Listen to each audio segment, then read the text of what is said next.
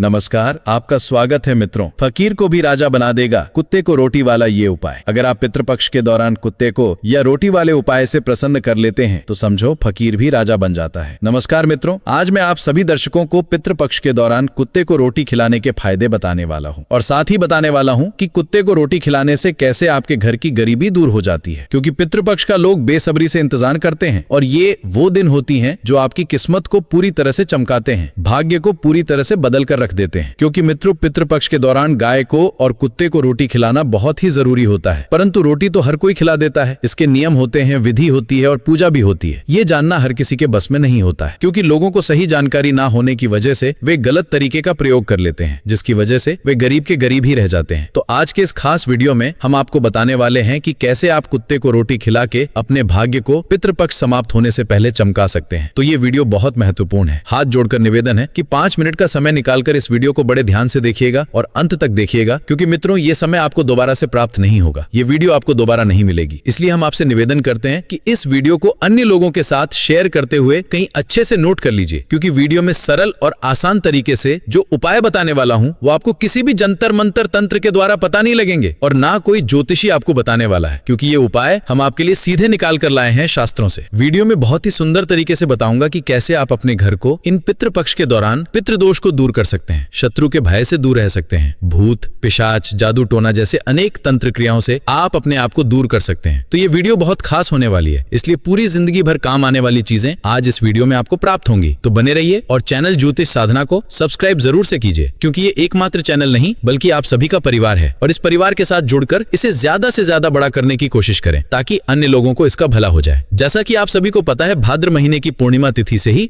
जो पितृपक्ष हैं वो लग जाते हैं और अश्विनी माह की जो अमावस्या तिथि होती है तब तक ये पितृपक्ष चलते हैं। इन पितृपक्ष के दौरान कौन से कार्य करने से आपको मनवांछित इच्छाओं की प्राप्ति होती है? सबसे पहले तो आती है कुत्ते को रोटी खिलाने वाली बात। देखिए, पितृपक्ष के 15 दिन तक कुत्ते को और गाय माता को रोटी खिलानी चाहिए, साथ ही कौवे को रोटी खिलानी चाहिए। इन 3 प्राणियों के रूप में आपके पितर आपके घर पर धरती पर आते हैं और इन्हीं के द्वारा वे जो है आपके द्वारा दिए गए जो दान पुण्य होते हैं उनको ग्रहण करते हैं। आपके द्वारा दिए गए उनके लिए जो अन्न होता है उसे ग्रहण करते हैं।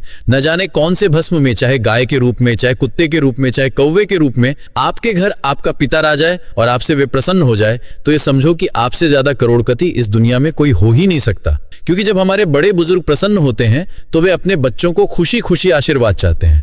हर कोई अपने बच्चों की उन्नति और तरक्की देखना चाहता है, परंतु कहते हैं ना, पुत्र ही कुपुत्र हो जाता है, तो ऐसे घर का विनाश हो जाता है। अगर कोई व्यक्ति अपने माँ बाप का सम्मान नहीं करता, अपने बुजुर्गों का सम्मान नहीं करता है, ऐसे घरों में कभी लक्ष्मी का वास नहीं होता है। ऐसे घर हमेशा दरिद्रता की ओर चले जाते हैं।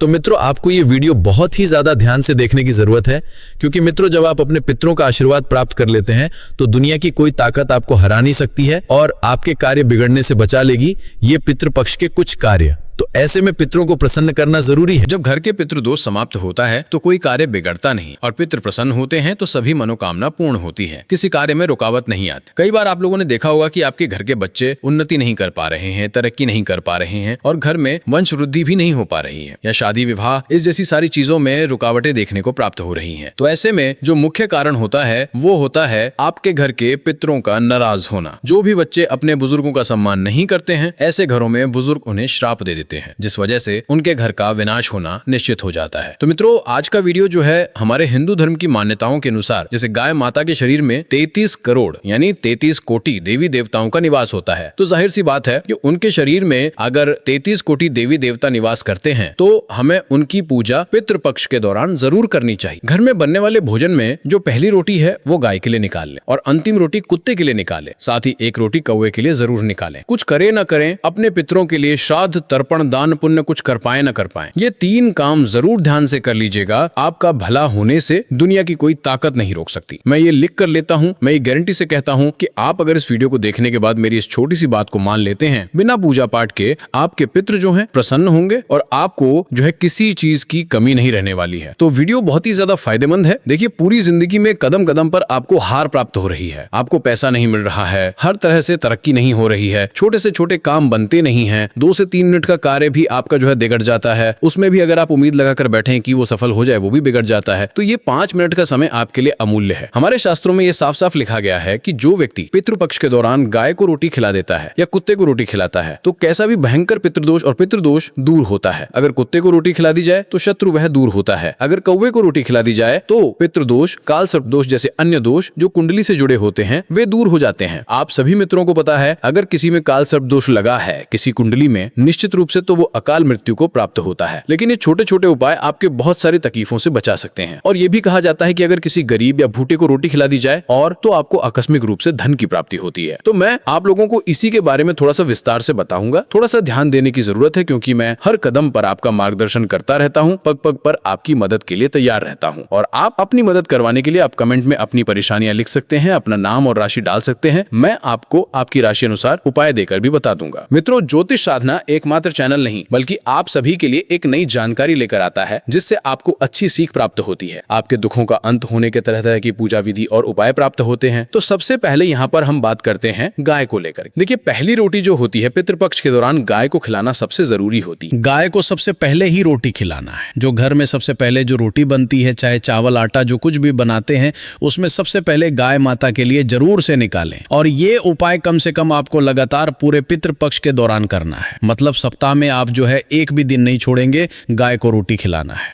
और दूसरा, अगर काला कलर का जो कुत्ता मिल जाता है तो अति उत्तम है। वैसे पितृपक्ष के दौरान आप सभी इस चीज को अच्छे से महसूस कर पा रहे होंगे कि जो काला कलर का कुत्ता आपके घर पहले आता था वो पितृपक्ष के दौरान नहीं आ रहा है। अगर नहीं आ रहा है तो समझो भयंकर पितृ नाराज है, भयंकर दोष लगा हुआ है, जिस वजह से आपके घर काले कलर का कुत्ता नहीं आ पा रहा।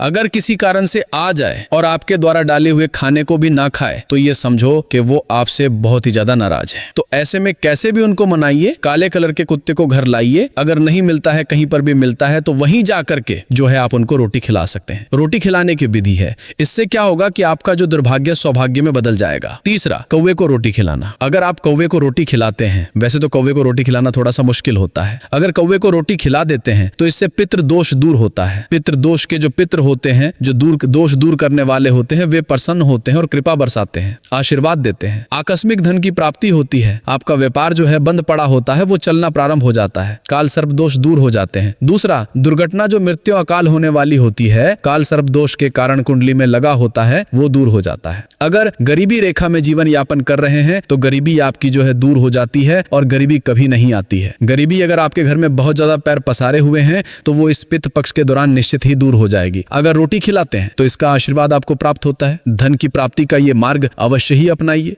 ये उपाय एक बार नहीं बल्कि नियमित रूप से करने से ही उसका पूर्ण लाभ मिलता है। यदि आपके जीवन में कदम कदम पर उन्नति नहीं होती तो आप मुझे बता सकते हैं। मेरे कमेंट बॉक्स में आकर अपनी समस्या लिखें। इस विधि को अपनाने से आपको दिन दुगनी और रात चौगुनी तरक्की मिलने लगेगी। अपना नाम और गोत्र तथा अपने पितरों का नाम और गोत्र अवश्य बोलें, तभी आप अपनी इच्छा को पूर्ण करा सकते हैं। और फिर बेलपत्र चढ़ा दें। फिर देखिए क्या क्या प्राप्त होता है। यदि आप इस वीडियो को आधे में छोड़कर चले जाते हैं तो पूरी जिंदगी पछताना पड़ सकता है। इसलिए मैं आपको एक बहुत ही काम की चीज बता रहा हूँ। अभी वीडियो को लाइक करें और चैनल को सब्सक्राइब कर लें। देखिए, मैं हर कदम पर आपका मार्गदर्शन करता हूँ। मैं केवल निःशुल्क ही आप लोगों को ये जानकारी देता हूँ, कोई पैसा नहीं लेता। इसलिए हमारे द्वारा दिए गए समय का सदुपयोग अवश्य करें, क्योंकि हम बहुत मेहनत से आप सभी के लिए ये सब करते हैं। कहा जाता है दर्शनम बेलपत्रम स्पर्श पाप नाशनम, अर्थात बेलपत्र का दर्शन मात्र से ही पापों से मुक्ति मिल जाती है। हम 3 पत्तियों वाला बेलपत्र भगवान शिव को अर्पित करते हैं, लेकिन कुछ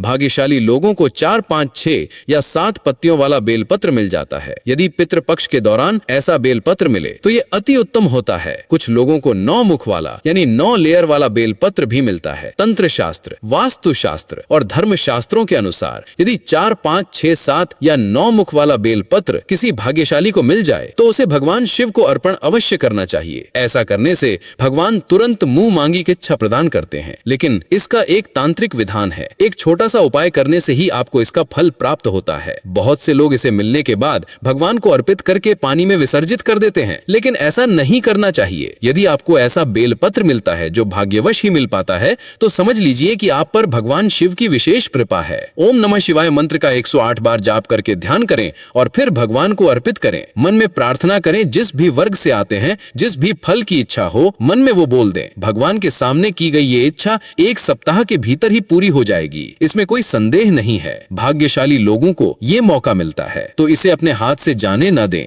यदि 4, 5, 7 या 9 लेयर वाला बेलपत्र मिले तो भगवान को अर्पित करने के बाद इस पत्ते को अपने घर की तिजोरी में, पूजा कमरे में या अपने पर्स में रख दें। जो व्यापारी वर्ग के लोग हैं, यदि वे इसे सफेद कपड़े में बांधकर हमेशा अपने साथ रखते हैं तो उन्हें हर प्रकार का वैभव मिलता है। दिन दूनी और रात चौगुनी तरक्की होती है। इसे गले में रखने से धन की बढ़ोतरी होती है। घर के पूजा कमरे में रखने से साक्षात शिव की कृपा बनी रहती है, जो धन की बढ़ोतरी करती है और आपकी इच्छाओं को पूर्ण करती है। साथ ही ये घर में भूत प्रेत जैसी नकारात्मक शक्तियों को प्रवेश नहीं देता। 5 या 7 लेयर वाले बेलपत्र जो दुर्लभ हैं, यदि मिल जाएं तो इन्हें हमेशा अपने घर में रखें। ये आपकी उन्नति कराते हैं। इन्हें विसर्जित न करें, न ही कोई गलती करें। इन्हें घर के पूजा कमरे में या घर के गमले में रख सकते हैं। ये सदा आपकी रक्षा करेगा, धन की बढ़ोतरी करेगा और आमदनी में 4 चांद लगा देगा। जो लोग मेहनत करने के बाद भी धनवान नहीं हो पाते, उनके जीवन में अचानक से ऐसा चमत्कार होता है कि वे धनवान बन जाते हैं। यदि आप भी जल्दी से जल्दी अमीर बनना चाहते हैं, घर के आसपास छिपे खजाने को प्राप्त करना चाहते हैं, तो निश्चित रूप से आज इस वीडियो में बताए गए उपाय को अवश्य करें। देखिए, जमीन के नीचे दबा हुआ धन भी आपको प्राप्त हो जाएगा। आप इसे अपनी आंखों से देख सकेंगे। मैं आपको बहुत आसान विधि बताऊंगा। शास्त्रों और तंत्र शास्त्रों में बहुत सारी ऐसी जानकारियां हैं